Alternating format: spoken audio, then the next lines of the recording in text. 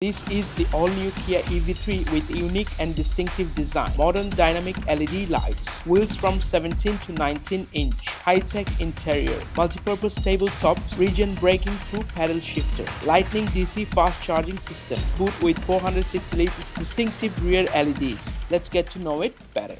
This is the new Kia EV3, the mid-size crossover. As you know, the mid-size crossover segment is highly competitive right now, and Kia must be giving their best in this car. And in this video, I will put my main focus to find out if it's the most nicest looking car, most compatible and the most practical EV in the market. But more importantly, is it the most bang for your buck? If that sounds interesting, please keep watching. By the way, this is Raj and you're watching Car Copenhagen. If you like the car reviews and car stuff in general, please subscribe to the channel. So without further ado, let's jump into the video. First and foremost, let's get to know some facts and figures so you know if it's the right choice for you or not.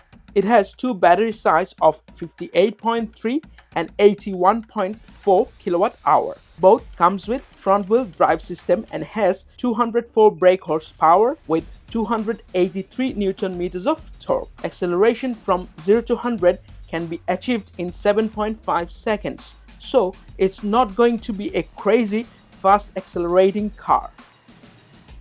And also the trailer pulling is limited to 500 to 1000 kilogram depending on the battery size. The range is 436 km with a small battery and 605 km with bigger battery with 17-inch alloy wheel.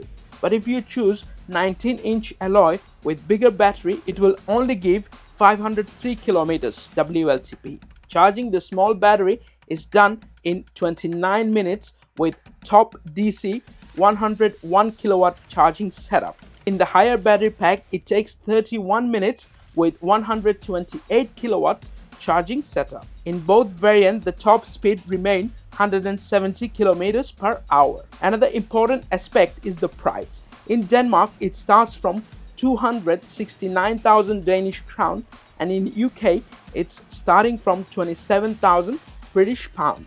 One thing makes Kia desirable is their warranty of 7 years or 150,000 kilometers. What a way to get a peace of mind. Another point worth mentioning is the list of standard equipment this Kia EV3 is coming with. The list can vary country to country, so you must check with your nearest dealer for that. As an example, the heat pump, the most essential thing in electric car in cold countries, comes as standard in Danish market but comes as an extra purchase in UK. I'm not sure why it's done that way, but you can see a proper list here with all the standard equipments you will get with this car regardless wherever you are located. And among all the other standard features, these features are handpicked because I think these features are mostly used features in daily driving. That's enough of the facts and figures. Let's get to know the car from interior, exterior and all the practicality so you can be sure if it's the right purchase for you. This EV3 is featuring modern, dynamic yet simple design. Combination of glossy black, matte silver and actual paint scheme looks quite interesting. The Kia badging looks really dope here, but black color would suit it more. Vertically positioned ultra-thin LEDs are truly inspired from its big brother, the EV9. All the black trimming are supposed to mimic a tiger face. Not sure if it's quite understandable here. Anyway, it offers 17 to 19 inch bigger wheel which is covered by a massive chunky wheel arches. For me, the best looks comes from the side as it is 4.3 meter in length, 1.8 meter in width and 1.5 meter in height. Taller, chunkier and the boxier design makes it really spacious, airy and impossibly practical. Slim roofline integrated into practical hatch style. The LED tail light is very unique and eye-catching and fully streamlined with the front lights. Personally, I quite like it, especially the multi-directional flowing LEDs.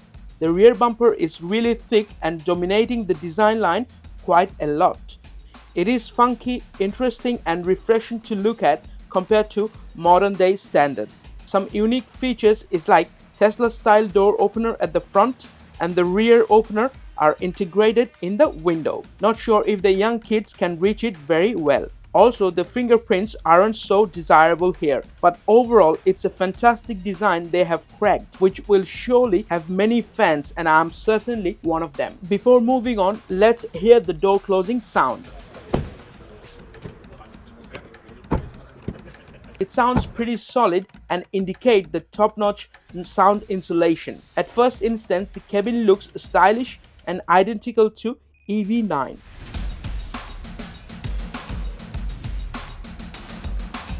The door panel looks and feels very plush with great material quality. Even the hard plastics top has very smooth feel to it. The door bin is rather slim and limited with functionality, but good ambient lighting makes up for it. The seats are very plush and nicely designed with a dynamic headrest with air circulation. Leathered with GT line engraving with textured surface looks expensive. There are plenty of seats adjustments here to make it perfectly convenient. I like the aluminum pedal here.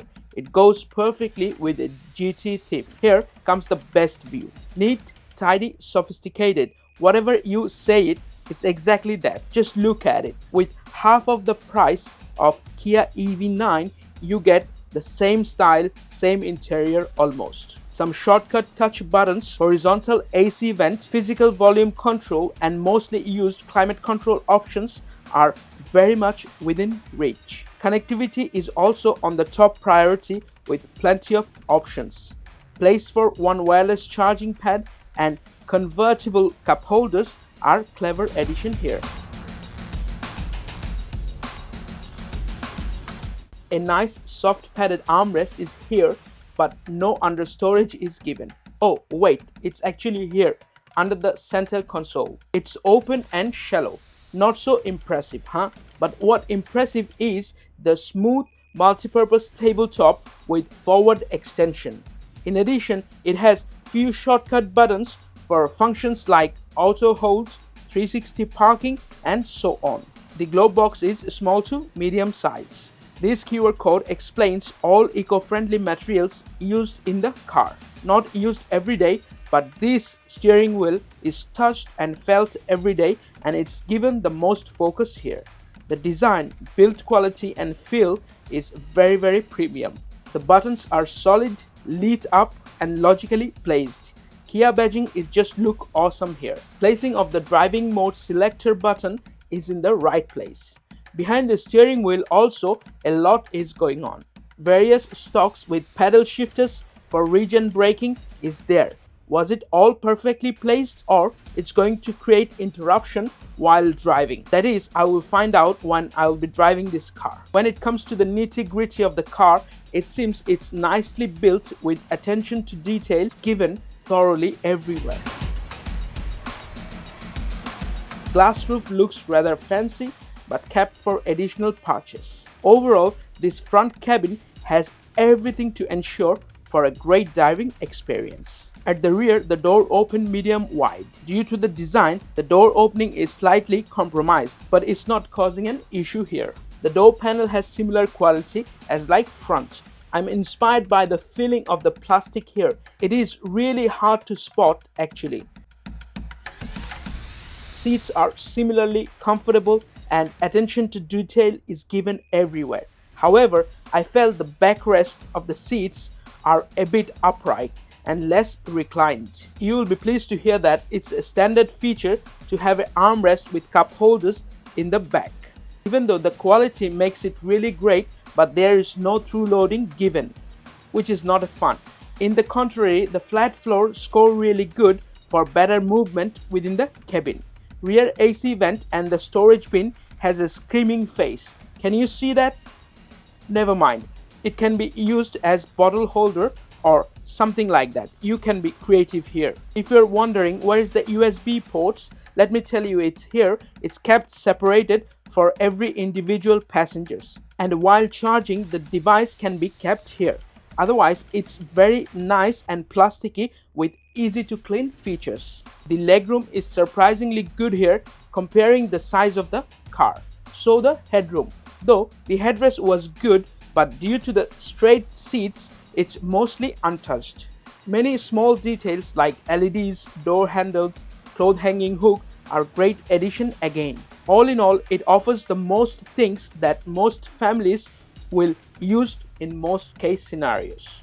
Let's move into the boot space where it excels and makes the most difference than its competitors. It offers 460 liters of cargo space, and with seat folded, it goes up to 1251 liters. The false floor has no load lip and protected by this hard plastic against all the scratches. Under this floor, there are some extra space for things you want to keep hidden.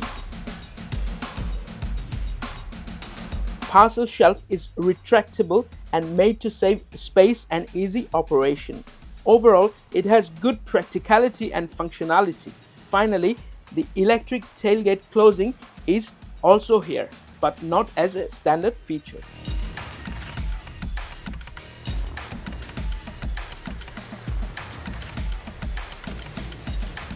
All in all, it's a great car without a doubt. It is safe to say that Kia has made one of the best looking, functional and practical car when it comes to the EV market. Not only that, compared to all the competition it is having, it's providing the best value for money. One very important point stuck into my mind that how strategically Kia has designed this car so it can be very perfectly compatible with most of the household. For example, if you're looking for a second car, this is going to be a perfect fit, and also as a main car. Now, it's just a matter of time when you see the actual rise of this Korean EV in the electric car market. That's all from me for now. Until next time, please take care and drive safe.